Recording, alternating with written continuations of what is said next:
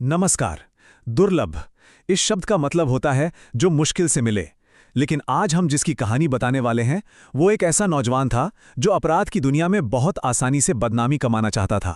ये कहानी है मध्य प्रदेश के उज्जैन के रहने वाले दुर्लभ कश्यप की, जिसकी जिंदगी ने एक बहुत ही अंधेरा और हिंसक मोड़ ले लिया।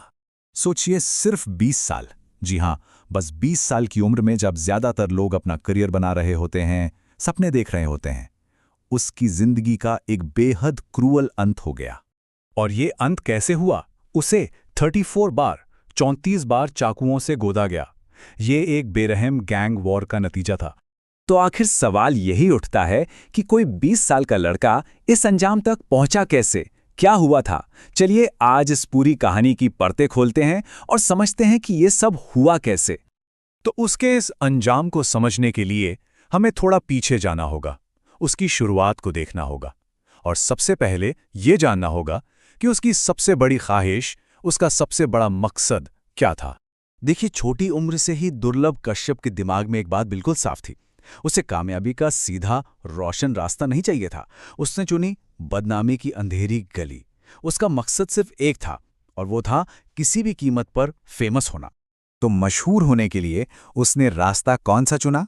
जुर्म का रास्ता। उज्जैन में उसने अपने जैसे ही कम उम्र के लड़कों का एक गैंग बना लिया और खुद बन गया उनका नाबालिग सरगना।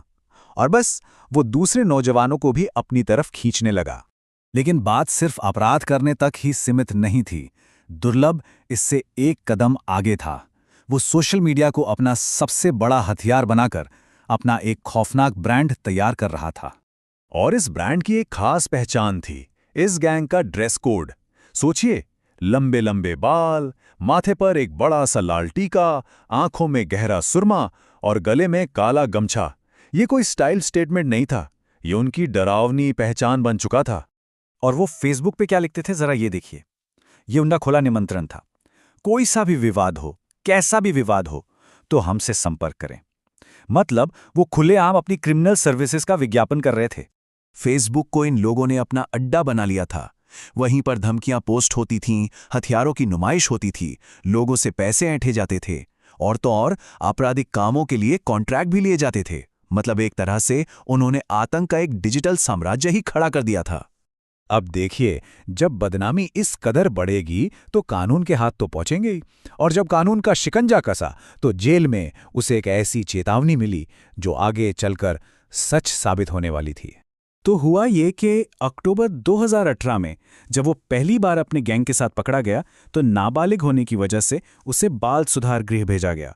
लेकिन सिस्टम में रहते रहते ही वो 18 साल का हो गया। फिर 1 साल से ज़्यादा जेल में रहने के बाद फरवरी 2020 में उसे बेल मिल गई। पर उसे शायद ज़रा भी अंदाज़ा नहीं था कि बाहर मौत उसका इंतज़ार कर रही थी। और ये चेतावनी किसी और ने नहीं, बल्कि खुद उज्जैन के तत्कालीन एसपी सचिन अतुलकर ने दी थी। जेल इंस्पेक्शन के दौरान उन्होंने दुर्लभ को देखकर साफ साफ कह दिया था, उम्र से ज्यादा दुश्मनी पाली है तुमने, बाहर निकलेगा तो कोई ना कोई जरूर मार देगा। और उनकी ये बात एक तरह से भविष्यवाणी ही बन गई। और वो दिन आ भी गया। 7 सितंबर 2020 की रात एसपी के कहे शब्द सच हो गए। तो आखिर उस रात हुआ क्या? देखिए, कहानी शुरू हुई एक चाय की दुकान से, जहां रंगदारी को लेकर कोई विवाद हुआ। दुर्लभ के गैंग ने दुकानदार को धमकाया। फिर देर रात दुर्लभ अपने दोस्तों के साथ वहां वापस पहुंचा। वहां दूसरे गुट के शाहनवाज से कहासुनी हो गई और मामला इतना बढ़ा कि दुर्लभ ने शाहनवाज पर गोली चला दी। और बस फिर क्या था, शाहनवाज के दोस्तों ने दुर्लभ को चारों तरफ से घेर लिया और चाकुओं से उस पर टूट पड़े। और यहां सबसे चौंकाने वाली बात क्या थी जानते हैं? वो दोस्त जिनके दम पर वो इतनी दादागिरी करता था, वो सब उसे मरने के लिए अकेला छोड़कर भाग गए। जिस वफादारी की वो छवि बनाता था, अंत में वही धोखा दे गई। दुर्लभ तो चला गया, लेकिन उसकी डिजिटल दुनिया वो जिंदा रही। पर इस पूरी कहानी में जो सबसे जरूरी और आखिरी बात है, वो उसके दुखी पिता की है। मतलब उसकी मौत के बाद भी उसके गैंग के लड़कों ने उसकी याद में बाइक रैली निकालने की कोशिश की। आज भी उसके नाम पर कई फेसबुक पेज चल रहे हैं, एक तरह का डिजिटल भूत जो अभी भी जिंदा है। लेकिन इस सब के बीच इस कहानी का सबसे दर्दनाक सच सामने आता है उसके पिता के शब्दों से।